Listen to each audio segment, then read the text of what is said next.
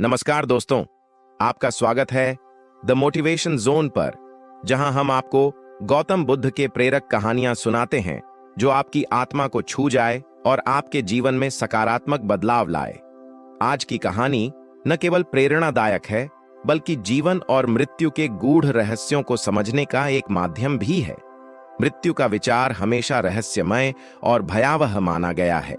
जब भी कोई प्रियजन हमें छोड़कर चला जाता है, प्रश्न उठता है कि क्या उनकी आत्मा शांति में है, क्या वे स्वर्ग में हैं? हमारे धार्मिक और सांस्कृतिक विचारों के अनुसार यह उनके जीवन में किए गए कामों पर निर्भर करता है, लेकिन सच्चाई तक पहुंचने का मार्ग हमेशा अज्ञात रहता है। आज की कहानी महात्मा बुद्ध के ज्ञान और एक युवा की अनूठी यात्रा पर आधारित है। यह कहानी हमें जीवन के हर चरण में अच्छे काम और नरम हृदय का महत्व बताएगी। तो दोस्तों, देर न करके शुरू करते हैं इस दिलचस्प और प्रेरणादायक कहानी को। बहुत पहले अवंतिका नामक नगर में एक धनी व्यापारी चंद्रसेन रहता था। चंद्रसेन अपनी संपत्ति और व्यापारिक क्षमता के लिए जाना जाता था।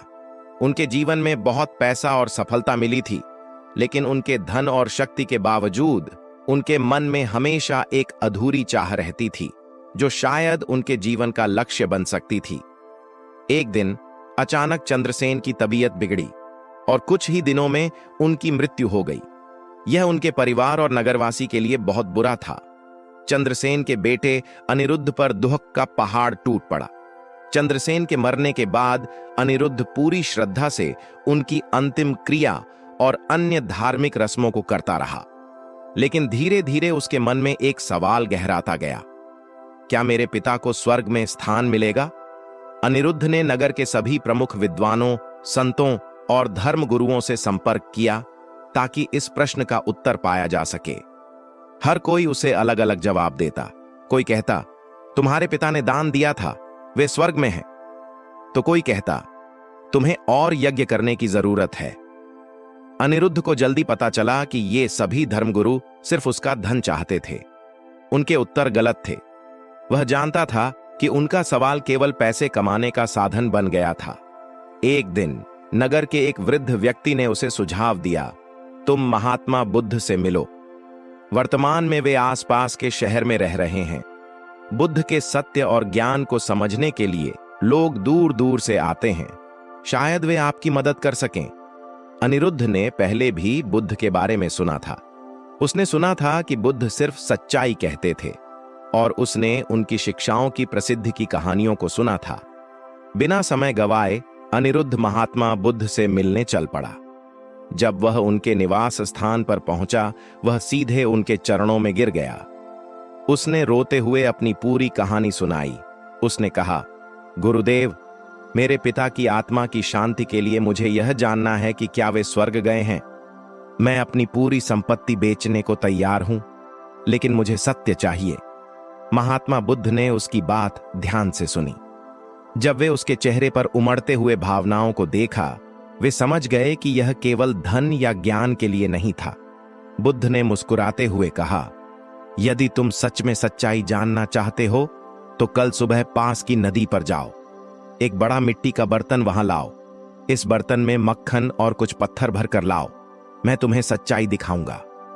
यह सुनकर अनिरुद्ध हैरान हो गया। उसने सोचा, क्या यह मेरे सवाल का वास्तविक उत्तर है? लेकिन अपने पिता के प्रति प्रेम और स्वर्ग की इच्छा के कारण उसने बुद्ध की बात मान ली। अगले दिन अनिरुद्ध नगर का सबसे बड़ा मिट्टी का बर्तन ढूंढ कर लाया। उसने उसमें मक्खन और पत्थर भरे।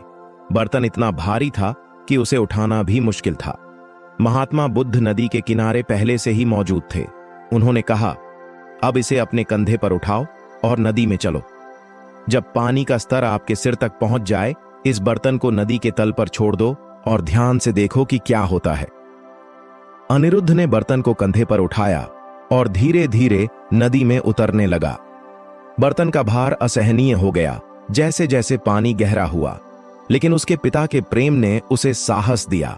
जैसे ही पानी उसके सिर तक पहुंचा, उसने बर्तन को नीचे छोड़ दिया।